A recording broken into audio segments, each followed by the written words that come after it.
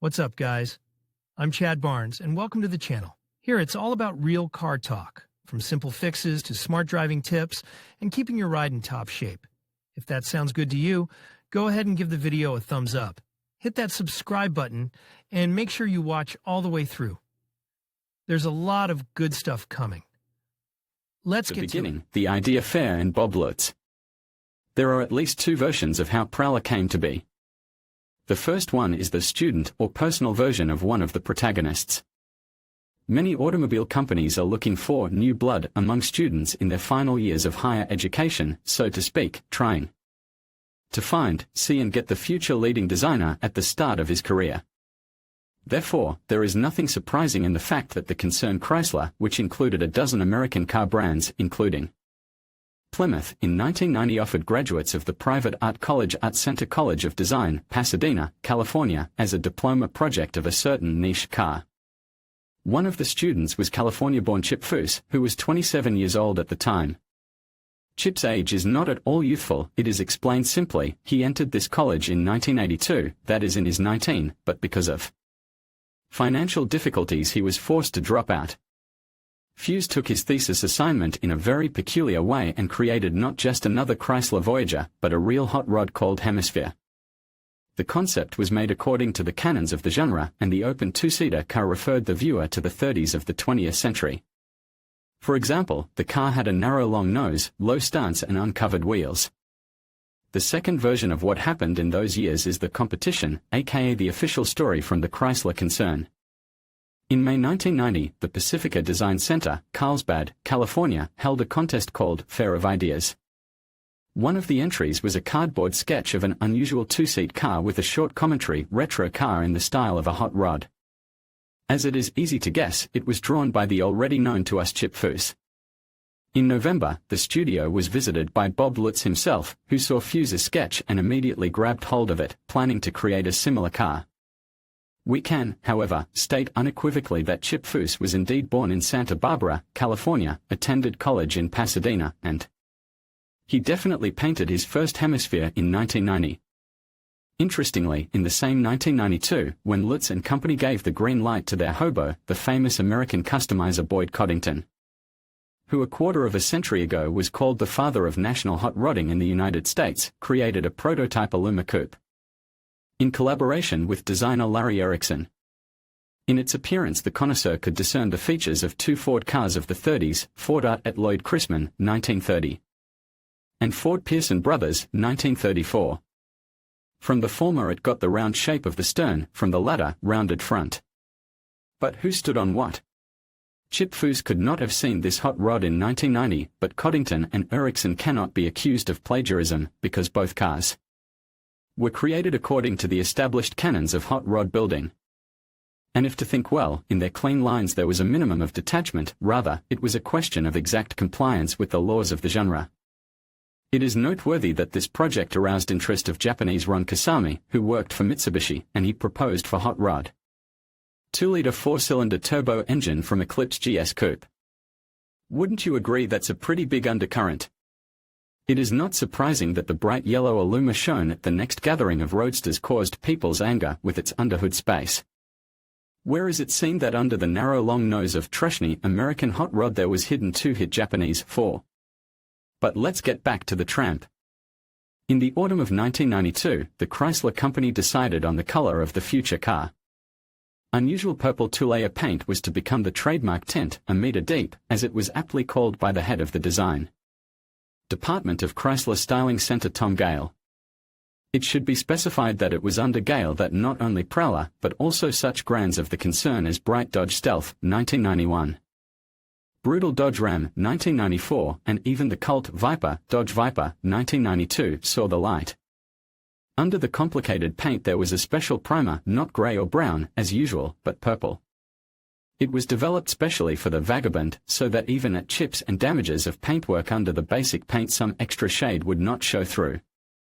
From concept to production as planned, in January 1993, the Prowler was unveiled at the North American Motor Show in Detroit.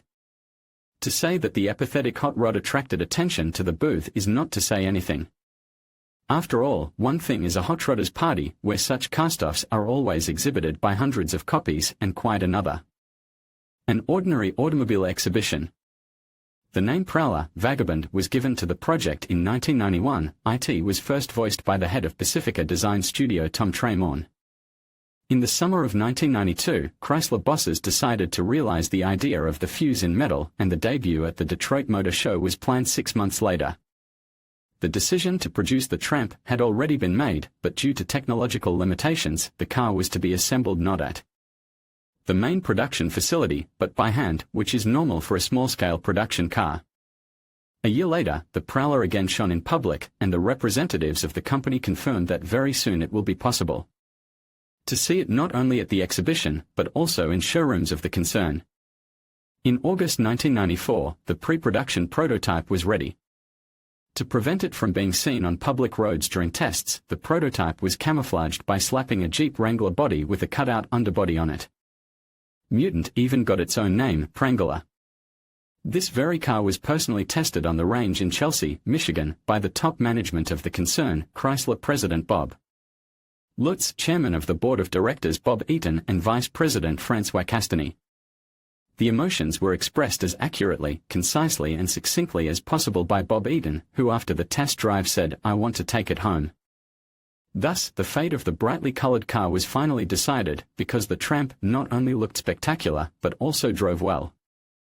It must be said that even the pre-production Prowler looked no worse than Fuse's hemisphere sketch. The narrow body with a length of 4.2 meters was firmly resting on the ground with widely spaced wheels, covered with separate motorcycle and fenders in front and integrated into the sloping stern protruding wheel arches behind. On the narrow nose appeared a kind of bumper, all in order to meet the standards of passive safety and pass certification. Although it was more about the latter than the former, because this beak of prey was hardly pedestrian-friendly. In January 1997, the Prowler was finally unveiled as a production car in Detroit. Visitors of the exhibition simply did not believe in Chrysler statements, considering it a joke. But Chrysler people did not think to joke, because soon in Michigan, Detroit, and Shadyside, Ohio, began production of Pilot Series. The 16th copy of which was assembled in March 1997. According to the plan, about 20 cars were to be assembled per day. The bosses of the concern decided to launch the car under the Plymouth brand, which existed since 1928. Apparently, such a bright and unusual project was to fuel the interest of Americans to the once successful, and at the end of the century quietly dying Plymouth. The first full production Prowler was made in June of the same year, by the end of which 457 copies were assembled. All of them were painted in the same purple metallic, a meter deep, and each of them was valued at $38,300. A bit about the technology. Two-seater and two-door Roadster was based on the conventional Chrysler PR platform created specially for it. It was not called a full-fledged platform. Strictly speaking, Prowler was a hot rod not only externally, but also physically. It received frame construction in front on a triangular aluminum frame. The aluminum body was installed, and behind in a separate cage there was a gearbox. Certainly, the front-engine car received a classic rear-wheel drive layout, but under a long narrow hood there was not common for such hot rods V-shaped 8, but only 3.5-liter V6 with an output of 214 horsepower. However, it is already good that not 2-liter 4, as it was at Boyd's Aluma. The transmission is a 4-speed automatic. In general, there were no revelations from the point of view of the power unit, because the key function of the Tramp, according to many people, was the form, not the content. And this opinion was completely wrong. First of all, Chrysler promised to make the car very light even at the stage of its creation. As a result, the curb weight of the car was about 1,300 kilograms, the same weight as the Ford Probe. Of that, about a third was aluminum, from which the hood, trunk lid and doors, from supplier Mayflower Vehicle Systems, suspension arms and steering knuckles, Allomax, and frame and cross members, Alcoa, were made. To make the car even lighter, even magnesium was used, and the cast iron exhaust manifolds were replaced with stainless steel parts. So when the production Prowler hit American streets in 1998, its classic old-school hot rod looks hit a high-tech design with extensive use of aluminum, including glue bonding techniques, similar to those used on the Lotus Elise. As Gale put it, if you look at how the frame members and suspension arms were made, you'll realize that these are special parts, created using ultra-modern manufacturing processes. According to Tom's assertion, the Prowler was something much bigger for the firm than the reincarnation of the 1933 Ford in 1990. It was Chrysler's largest aluminum body experiment in history, and it was nearly 20 years ahead of the aluminum revolution whose fruits we are seeing today. Most of the criticism of the Prowler, both at the time of its debut and in subsequent years, was related to its powertrain, the 3.5 liter V6 developed only 214 horsepower, which, combined with a gearbox that wasn't the most responsive, didn't provide the car with hurricane-like dynamics. However, it accelerated to 96 miles per hour in 7 seconds, by no means mind-blowing, but still faster than even most modern mass-produced cars.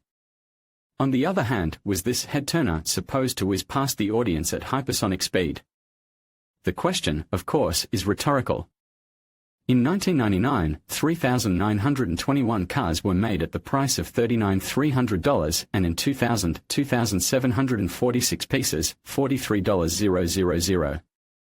Unfortunately, even such a spectacular-looking car did not help Plymouth to stay afloat.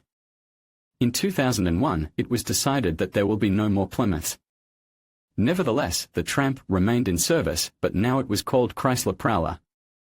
In 2001, the car cost $44,235 and found 3,142 owners, and the next year, 1,436 people who bought Prowlers of the last year of production agreed to part with their blood money $44,625. Thus, from 1997 to 2001, 8532 Plymouth Prowler were produced, and from 2001 to 2002, 3,170 Chryslers. The total number of produced Prowlers amounted to 11,702 copies, which is not so little. For example, VAZ 2120 minivans VAZ 2120 Nadezhda based on the long Niva were produced even less, about 8,000. Anyway, the Prowler became not only the last Plymouth, but also one of the most unusual, bright and epithetic production cars in the history of the Chrysler Group. Well, Chip Foose created many more interesting projects, becoming a world-famous personality in 2003 thanks to the TLC documentary about his activities. It is interesting that Foose not only did not forget about his Hemisphere project, which was embodied in the serial Hobo, but also presented a pre-production concept, also known as Foose Coupe, at the SEMA show in November 2006. Chip planned to produce 50 units in 2007, working with JL Full Throttle, a company that produced both real cars and scale Hemisphere models. In the spring of 2006, Foose Coupe was sold at the Barrett-Jackson Automobile Auction in Palm Beach, Florida, and the lot included Foose's design consultation. And it cost exactly 10 times more than the production Prowler, $340,000. In general, good things are always in price, and if it is also a piece product, then you can make a lot of money on it. Especially if you are Chip Foose. Hardly anyone can summarize Prowler's story better than Tom Gale himself did in 2020. I don't know if I need to necessarily say that this is my personal path to fame. But at the same time, when I look at his success from within the company, I applaud this project because of what it meant to us. I think the success of the Prowler was already in the fact that it was just put into mass production. P.S. Back in 1998 in the American state of Oklahoma, a new Plymouth Prowler was turned into a real-time capsule by preserving it in a special sarcophagus. The unusual garage should be opened half a century later, i.e. in 2048. In conclusion, the Plymouth Prowler stands as a testament to innovative design and engineering, blending aluminum construction with striking aesthetics. Thanks to the visionary talents of Chip Foose and the collaborative efforts of a dedicated team, this unique vehicle redefined the concept of modern hot rods. The Prowler not only captured the spirit of the classic American car but also showcased the potential of aluminum in automotive design. Its legacy continues to inspire car enthusiasts and designers alike, reminding us that creativity and craftsmanship can lead to truly incredible results. Thank you for joining us on this journey through the fascinating story of the Plymouth Prowler.